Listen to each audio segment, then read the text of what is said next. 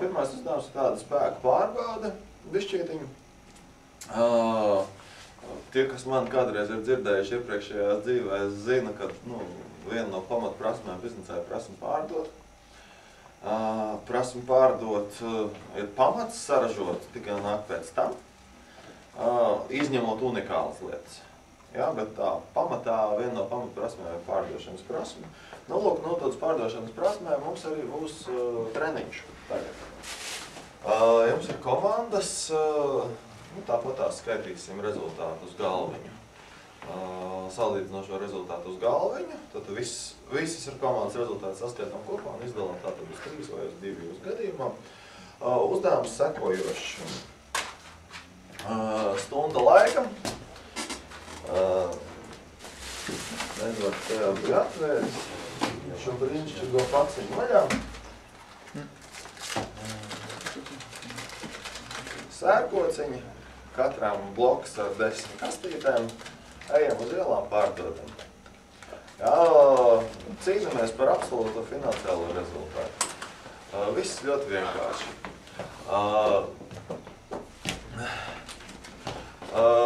Vienkārši uzdevums.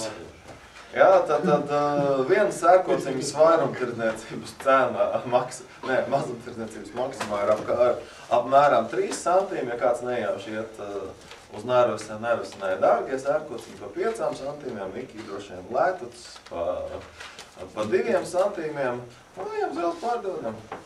Tad, ja jautājums ir par praktisko pieredzi, tad mums ir stunda laikā.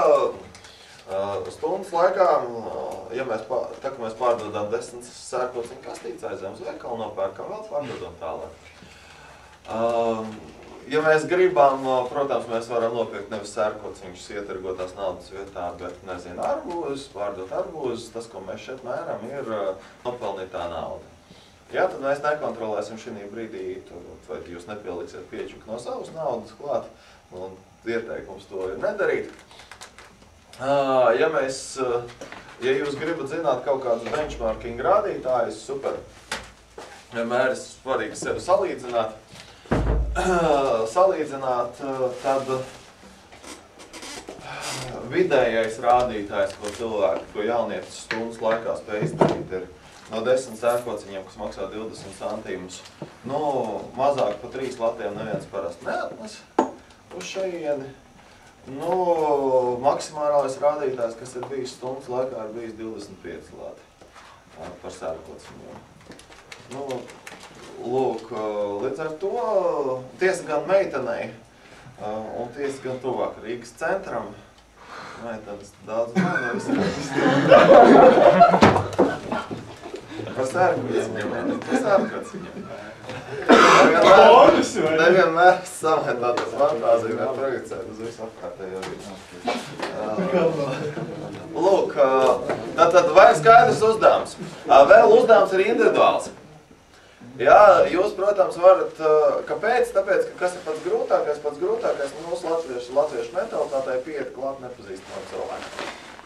Jā, tas, protams, tad jums būs vieglāk, ja jūs iesiet klāt ar domu, ka es pildu psiholoģijas uzdevumu. Nevis, ka es tirgoju sērkociņus. Jā, un tad, tas neesat jūs, bet tur ir tāds strauss, un tur psiholoģija, un tur man likt, šito visu jūs varat stātīt, jūs, protams, gribat. Uzdevums ir individuāls, tāpēc, ka tieši tas pats spēja pašam pieiet klāt, nepazīstamam cilvēkam, tā ir baigi būtiska. Jā, pārlaust sevi, jūs, protams, atradīsiet labākas auditorijas un sliktākas auditorijas, tantu, ka ir sliktāka auditorija. Jaunieši parasti ir laba auditorija, meitenes koķitē, un ar viņām viss notiek ilgi. Bieži vien mēs baidamies no krievu tautības jauniešiem, bet treniņi fiksēs, bet viņi taisni kā ir produktu lietotāji.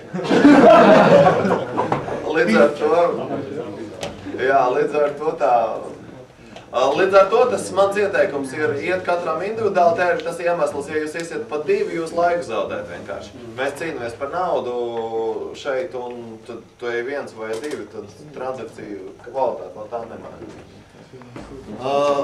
Lūk, tad varam iet visur, varam braukt trolejbusos, varam, nu, es iesaku, tad tas, kas jums svarīgi atrast, protams, vietas, kur ir daudz cilvēku, lai ir vienkāršāk iesiet tur pa kapiem. Protams, tur cilvēki ir tie, kas tur ir romantiskākās, jūtās savādāk, bet, nu, lūk, vai skaidrs uzdevums?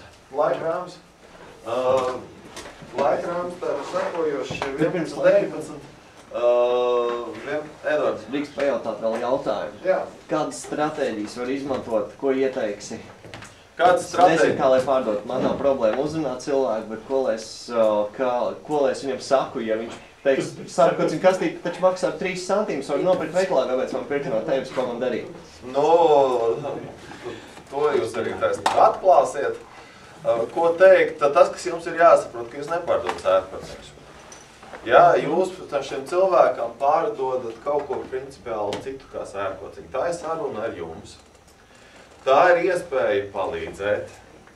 Ja, tas ir fans. Ja, tas ir emocijas, tas ir, jūs pārdodat to, ka viņš piedalās psiholoģiskajā eksperimentā.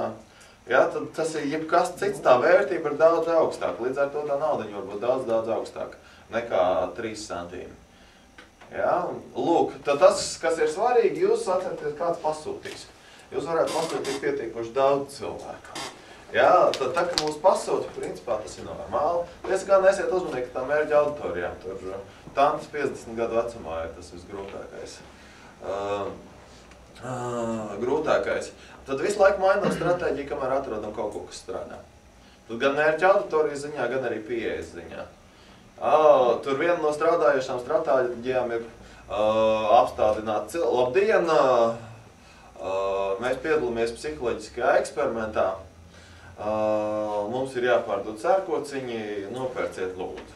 Atceramies par pozitīviem galvas mājieniem tajā brīdī, tad mēs kaut ko piedāvājam. Jā, nopērciet lūdzu sērkociņus. Lūk, vēl kas ir svarīgi, cilvēks svarīgi pareizi apstādināt. No sākuma apstādinām, dabūjam uzmanību, tad runājam. Ja cilvēks iet un saka, nopērciet lūdzu sērkociņus, viņš iet tālāk. Labdien! Nu, es nezinu formātus, kā jūs varat apstādināt cilvēkus. Jā, bet tad no sākuma uzmanība tāda piedāvājuma. No piedāvājuma formām jūs plaši eksperimentējat.